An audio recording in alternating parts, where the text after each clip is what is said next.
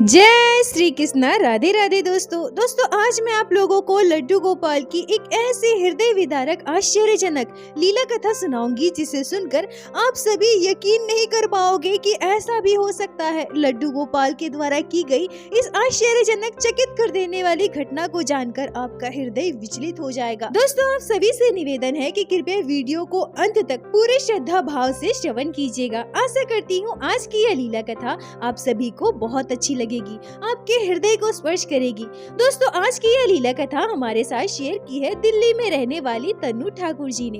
तन्नू जी हमसे कहती हैं कि मेरी शादी को 9 साल हो गए हैं। लड्डू गोपाल की कृपा से मुझे एक पुत्र और एक पुत्री संतान है।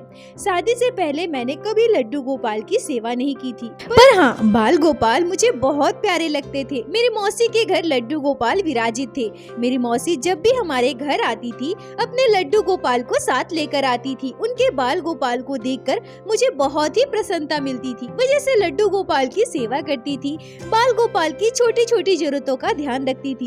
ये सारी चीजें मुझे बहुत पसंद आती थी। मैं भी कभी कभी अपनी मासी के साथ लड्डू गोपाल की सेवा कर लिया करती थी। मेरे मायके में तो कभी लड्डू गोपाल की सेवा न हो पाई, पर मन में कहीं न कहीं यह भाव, ये इच्छा हमेशा से दबी हुई थी कि काश मेरे पास भी लड्डू गोपाल होते तो मैं भी उनकी सेवा करती। मैं बड़ी हुई, मेरी पढ़ाई खत्म हुई।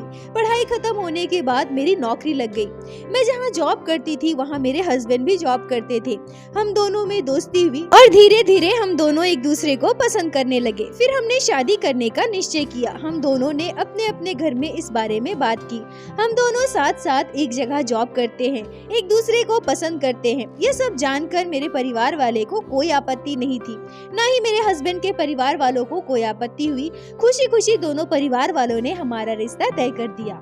शादी के बाद मैं और मेरे हस्बैंड दोनों जॉब करते थे। क्योंकि मेरे ससुराल से जहां हम जॉब करते थे वहां की दूरी काफी ज्यादा थी, इसलिए मेरे हस्बैंड ने पहले से ही एक फ्लैट ले रखा था और वो फ्लैट में ही रहते थे।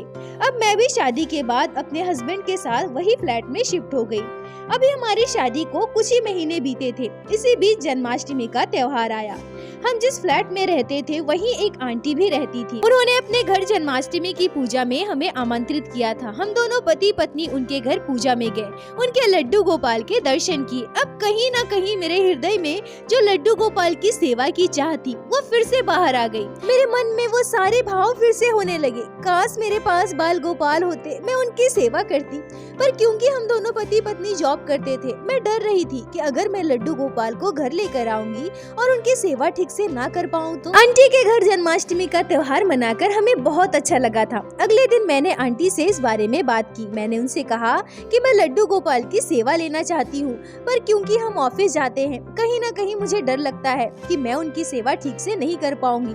तब आंटी मुझसे कहती है कि बिल्कुल भी कर पाओगी, जरूरी नहीं है कि तुम लड्डू गोपाल को 4 पहर का भोग लगाओ। बाल गोपाल तो बस श्रद्धा भाव और भक्ति से ही रीझ जाते हैं, वो तुम्हारे श्रद्धा भाव से ही प्रसन्न हो जाएंगे। तुम शुरू से जैसे लड्डू गोपाल की सेवा प्रारंभ करोगी ना, उसी तरह से तुम्हें आगे भी करना है। तुम बिल्कुल भी चिंता मत करो। तुम सुबह लड्डू गोपाल का स्नान श्रृंगार कराना, उन्हें भोग लगा देना और दोपहर का भोग उनके आगे ढक कर रख देना। उनसे कहना कि वो खुद से ग्रहण कर ले और शाम को ऑफिस से आने के बाद तुम बाल गोपाल की सेवा फिर से कर सकती हो। अगर तुम्हारे मन में इच्छा हो रही है तो क्यों नहीं तुम लड्डू गोपाल को अपने घर जरूर लेकर आओ। तनु जी कहती हैं कि अब मैंने इस बारे में अपने हस्बैंड से बात की और मेरे हस्बैंड भी मान गए। फिर मैं अपने हस्बैंड के साथ लड्डू गोपाल को घर लाने के लिए बाजार गई और बाल गोपाल की कृपा देखिए, लड्डू गोपाल की लीला देखिए। शायद मेरे कान्हा ने यह सोचा कि मैं अकेले क्यों जाऊं, वो अपने साथ राधा रानी को लेकर आना चाहते थे। जब मैं बाजार में लड्डू गोपाल के विग्रह को देख रही थी तो वहीं पास में बाल राधिका भी थी जो मुझे बहुत प्यारी लग रही थी और मैंने एक साथ राधा रानी और लड्डू गोपाल दोनों को हमारे घर लेकर आई। बाल गोपाल राधा रानी की सेवा में पूरे श्रद्धा भाव से करने लगी और आंटी के कहे अनुसार ही मैंने लड्डू गोपाल की सेवा विधि प्रारंभ की थी। मैं सुबह लड्डू गोपाल और बाल राधिका का स्नान श्रृंगार करती थी, उन्हें भोग लगाती थी और दोपहर का भोग में ढककर रख देती थी। मैं अपने कान्हा और राधा रानी से कहती थी कि हे मेरे केशव, हे मेरे राधा रानी, आप दोनों को पता है कि मैं ऑफिस जाती हूँ, जॉब करती हूँ, मैं दोपहर में आपको भोग नहीं लगा पाऊंगी। इसलिए हे मेरे राधा माधव, मैं भोग रख कर जा रही हूँ, आप दोनों स्वयं ही भोग ग्रहण कर लेना। यह कहकर मैं अपने ऑफिस चले जाती थी। शाम को ऑफिस से घर आने के बाद मैं संध्या आरती करती थी, मेरे राधा माधव को भोग लगाती थी। रात को उन्हें सुलाने से पहले मैं दूध का भोग लगाती थी, फिर सुला देती थी। इसी प्रकार से, इसी दिनाचार्य से हमारे दिन गुजर रहे थे। बाल गोपाल राधा रानी की सेवा पाकर मैं बहुत खुश थी। तनु जी कहती हैं कि ये घटना उस समय की है जब लड्डू गोपाल और राधा रानी को हमारे घर आए हुए मात्र 6-7 महीने बीते थे और हमारी शादी को लगभग 1 साल होने वाला था। उस समय हमें कोई संतान नहीं थी, न ही मैं गर्भवती थी। शाम को ऑफिस से घर आने के बाद प्रत्येक दिन की भांति मैंने राधा माधव के वस्त्र बदले। वस्त्र बदलकर मैंने संध्या आरती की और उन्हें भोग लगाया, क्योंकि उस दिन मुझे ऑफिस का बहुत सारा काम था। ऑफिस का कुछ काम बाकी रह गया था जो मुझे घर पर करना था। संध्या आरती करने के बाद, भोग लगाने के बाद मैं अपने ऑफिस के काम करने लगी। ऑफिस का काम पूरा करने में मुझे काफी समय लग गया। राधा माधव को सुलाने का भी समय हो गया था। मैंने दूध गर्म किया और राधा माधव को दूध का भोग लगाया और मंदिर का गेट लगा दिया। मैं किचन में चली गई खाना बनाने के लिए। तभी कुछ देर के बाद मैं क्या सुनती हूँ कि हमारे घर के मंदिर से कुछ गिरने की आवाज आई। ऐसा लग रहा था मानो कोई चीज बहुत ही जोर से गिरी हो।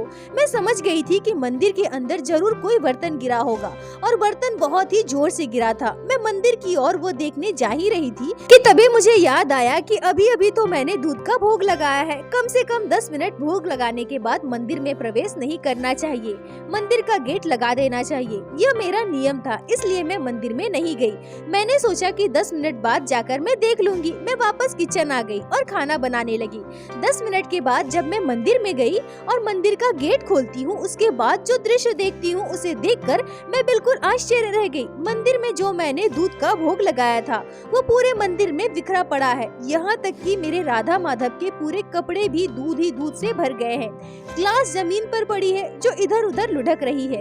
ये क्या, ये कैसे हो सकता है? मैंने सोचा कि कहीं कोई बिल्ली तो नहीं जिसने दूध का ग्लास गिराया हो। यह सोचकर मैं मंदिर में अच्छे से बिल्ली को ढूंढने लगी, पर वहाँ मुझे बिल्ली कहीं नहीं मिली। फिर मैंने सोचा कि हो सकता है मैंने ही ग्लास ठीक से नहीं रखा होगा और इसी वजह से दूध का ग्लास गिर गया। चलो कोई बात नहीं। अब मैंने मंदिर की पूरी अच्छे से साफ सफाई कर दी, राधा माधव के वस्त्र बदले और लड्डू गोपाल बाल राधिका को सुला दिया। दोनों पति पत्नी ने खाना खाया। उसके बाद हम सोने चले गए।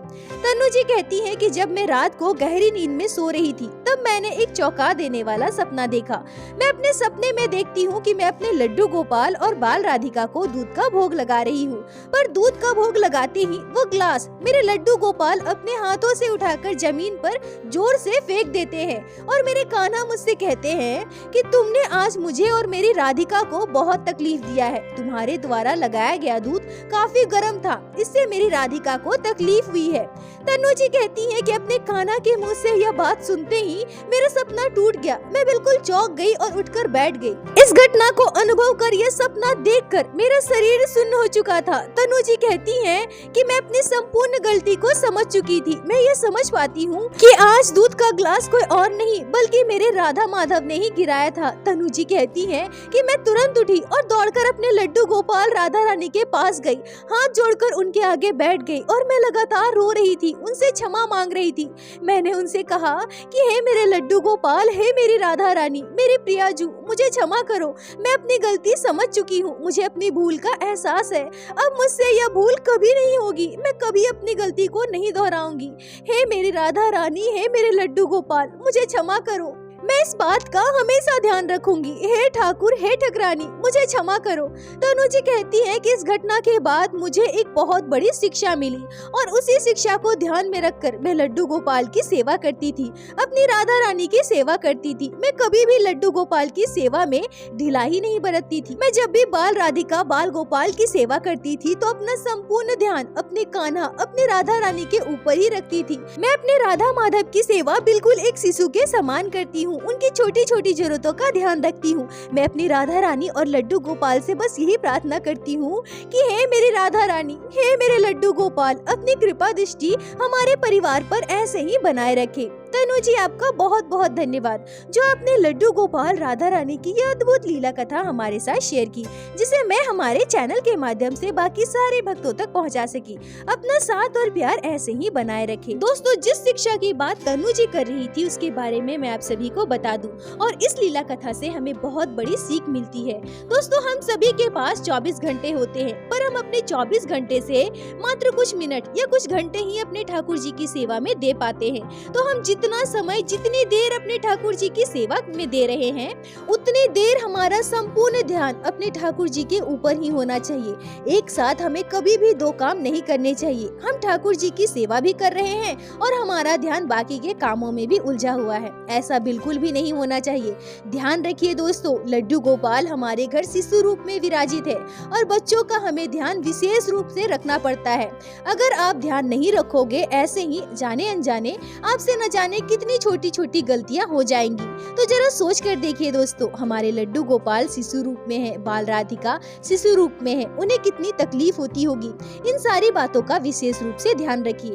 दोस्तों, हमारे लड्डू गोपाल, हमारे ठाकुर जी हमें हर एक मुसीबत से तारते हैं, हमारी कितनी जतन से ध्यान रखते हैं। तो हमारा ये परम कर्तव्य होना चाहिए कि हम भी अपने ठाकुर जी का वैसा ही सेवा करें, वैसे ही ध्यान रखें। वैसे हम तुच्छ मानव अपने ठाकुर जी को दे ही क्या सकते हैं, अपने ठाकुर जी के लिए कर ही क्या सकते हैं, पर कम से कम हम पूरे श्रद्धा भाव से, संपूर्ण मन से उनकी सेवा तो कर सकते हैं ना।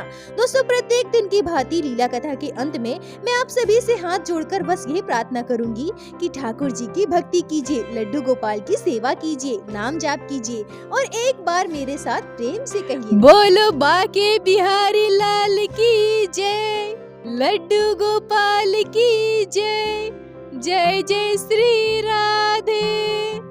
दोस्तों, यदि आप लोगों को आज की यह लीला कथा अच्छी लगी हो, आपके हृदय को स्पर्श की हो, तो कृपया वीडियो को लाइक करके अपने दोस्तों के साथ शेयर अवश्य करें, जिससे बाकी भक्त भी लड्डू गोपाल के इस अद्भुत लीला कथा को श्रवण कर सके।